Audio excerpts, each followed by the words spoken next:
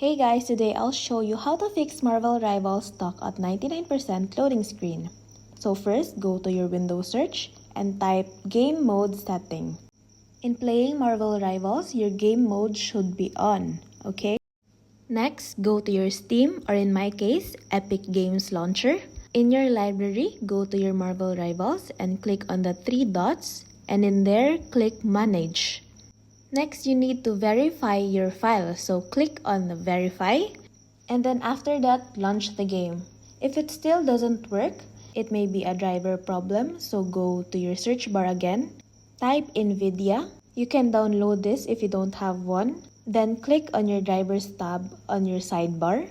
And then after that, on your upper right, click on the drop-down menu and choose Game Ready Driver. Then just update or download the new driver. And that's it. This step should help you get back into action. Hope this helps.